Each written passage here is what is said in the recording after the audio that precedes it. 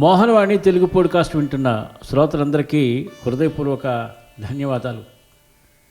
సత్సంగ నిధిలోని కథలను వింటూ ఆనందిస్తూ నన్ను ఎంతగానో ప్రోత్సహించారు. మొత్తం ఈ సత్సంగ నిధి అనే శీర్షికలో శ్రీ యలవర్తి శేఖర్ రాజు గారు 90 కథలు రాయడం జరిగింది. వాటిలో చిట్ట చివరిది ఆఖరిది ఈరోజు మీకు వినిపిస్తున్నాను.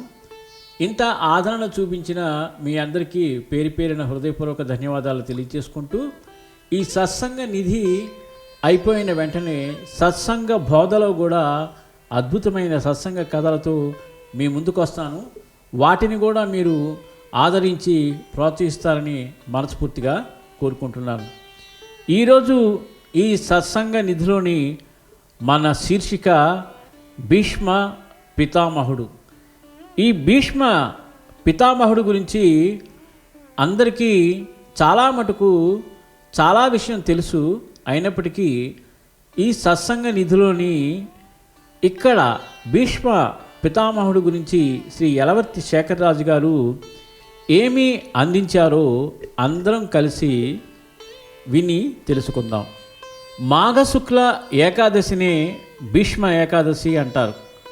ఈ రోజున మనకు విష్ణు సహస్రనామం లభించిందంటే అది భీష్మ పితామహుడి ద్వారా వచ్చింది.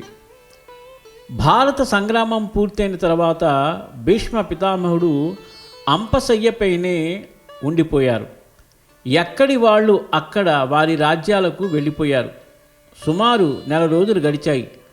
పాండవులు శ్రీకృష్ణుడు సల్లాపాలు ఆడుకునే సమయంలో ఒకనాడు హఠాత్తుగా శ్రీకృష్ణుడు పాండవులతో మాట్లాడుతూ ఆగిపోయాడు. పాండవులకు గాబరా వేసి ఏమైందని అడిగారు. శ్రీకృష్ణుడు వారికి సమాధానం చెబుతూ, భీష్మ పితామహుడు నన్ను స్మరించుకుంటున్నాడు, అందుకే నా మనస్సు అక్కడికి వెళ్ళిపోయింది. పాండవులారా రండి, అందరం భీష్ముడి వద్దకు వెళదాము. ఎందుకంటే భీష్ముడు ఆస్తికాగ్రేసరుడు, శాస్త్రాలను పూర్తిగా ఆకలింపు చేసిన మహానీయుడు. అంతేకాక మానవాళి తరించడానికి కావలసిన మార్గాలను స్పష్టంగా తెలిసినవారు. సులభంగా జీవకోటిని తరింప చేయడమెలానో అవగతం చేసుకున్నవారు. ధర్మ విషయంలో ఏ సంశయాలు ఉన్నా ప్రామాణికంగా తీర్చగలిగిన ఏకైక మహానుభావుడు. అటువంటి వ్యక్తి దేహం నుండి నిష్క్రమించే సమయమాసన్నమవుతోంది. ఆయన అస్తమిస్తే లోకం ధర్మ సంశయాలని తీర్చే వ్యక్తులు ఎవరూ ఉండరు. అందుకని ధర్మంలోని సూక్ష్మ విషయాలను తెలుసుకుందామంటూ భీష్ముని వద్దకు తీసుకు వచ్చాడు. భీష్ముడు అప్పటికి సుమారు 1.5 నెలల నుండి బాణాలపైనే పడి ఉన్నాడు. దేహం నిండా బాణాలు, శక్తి పూర్తిగా క్షీణించిపోయింది. అసలే మాఘమాసం, ఎండకు ఎండుతూ మంచుకు తడుస్తూ, నీరు లేదు, ఆహారం లేదు, అన్ని బాధలు భరిస్తూ ఉండిపోయాడు. ఆయన తలచుకుంటే స్వచ్ఛంద మరణం తెచ్చుకోగలడు.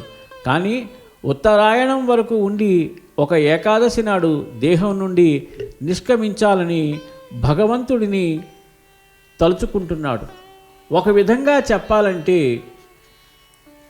తన హృదయ మందిరంలోనే శ్రీకృష్ణుని సాక్షాత్కరించుకుని మాట్లాడగలిగేవాడు.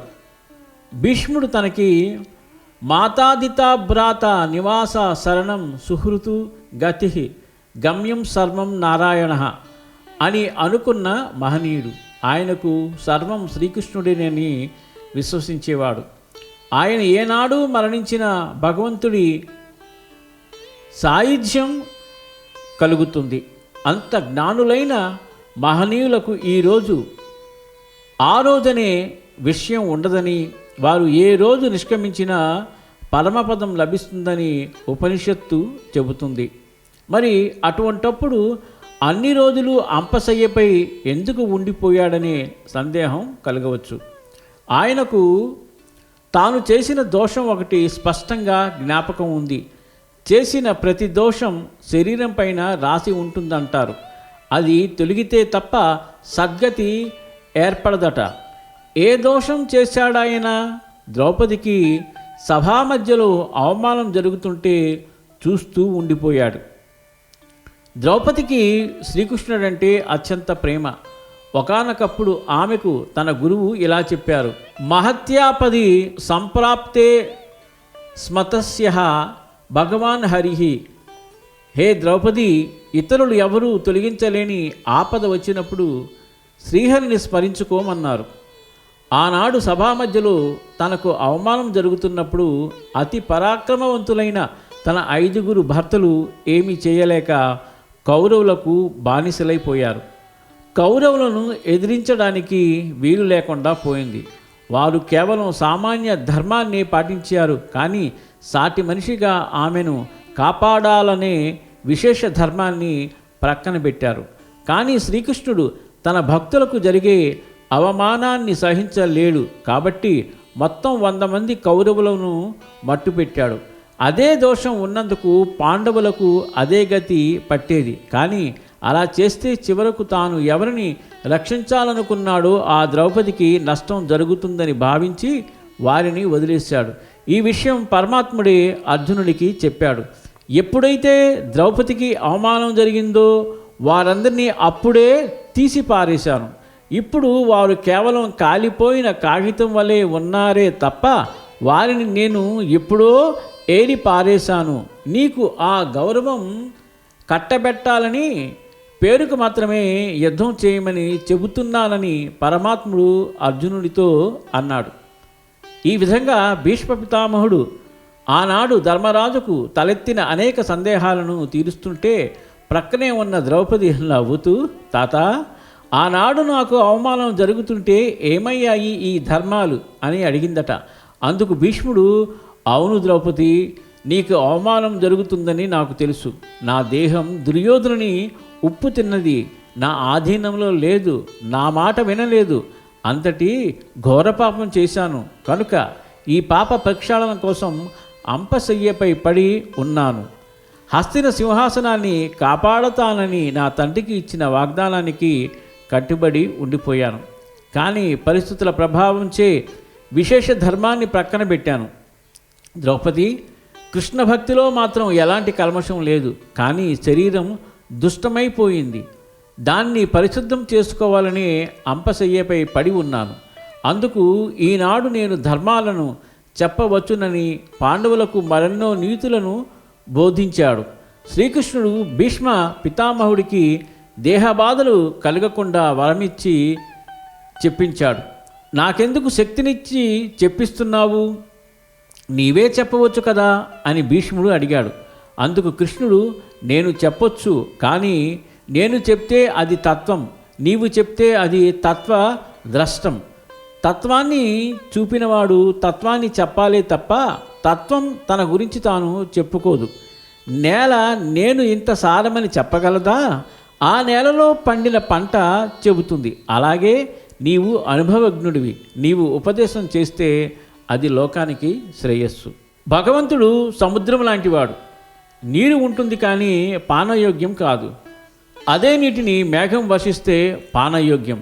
అందుకే భగవద్జ్ఞానం నేరుగా కాకుండా భగవత్తత్వం తెలిసిన భీష్ముడి ద్వారా అది అందితే లోకానికి హితమని శ్రీకృష్ణుడు వరమిచ్చి భీష్ముడి ద్వారా ధర్మసారాన్ని పాండవులకు ఉపదేశం చేయించడమే కాక శ్రీ విష్ణు సహస్రనామాన్ని భీష్ముడి ద్వారా చెప్పించారు. ముఖ్యంగా శ్రీ విష్ణు సహస్రనామ జపం ధ్యానం వల్ల భయంతో తొలుగుతుంది, శుభం కలుగుతుంది. గణపతిని, వ్యాస భగవానుని, భీష్మ పితామహుని, పాండవులను, తల్లిదండ్రులను, గురువులను భక్తిపూర్వకంగా స్మరించి తదుపరి ఈ దివ్య నామములను జపిస్తూ తేజోమయుడైన పరమాత్మని ధ్యానిస్తూ బాధల నుంచి విముక్తులవుదాము. చాలా అద్భుతమైన విషయం మనకి అందించిన శ్రీ యలవర్తి శేఖర్ రాజు గారికి హృదయపూర్వక ధన్యవాదాలు తెలియచేసుకుంటున్నాను. అలాగే ఈ సత్సంగ నిధిలోని అన్ని కథలు చక్కగా విని నన్ను ప్రోత్సహించి నన్ను ఆశీర్వదించిన భగవద్బంధువులందరికీ మరొకసారి హృదయపూర్వక ధన్యవాదాలు తెలియచేసుకుంటూ మళ్ళీ శ్రీ యలవర్తి శేఖరరాజు గారు రచించిన సత్సంగ బోధ ఈ శీర్షికలో మరికొన్ని కథలతో మీ ముందుకు వస్తాను. సర్వేజన సుఖినో భవంతు, లోకా సమస్త సుఖినో భవంతు. ధన్యవాదాలు. స్వస్తి. మోహనవాణి తెలుగు పోడ్కాస్ట్ ఛానల్ని లైక్, షేర్, సబ్స్క్రైబ్ చేయండి. ప్రక్కనున్న గంటను మ్రోగించండి.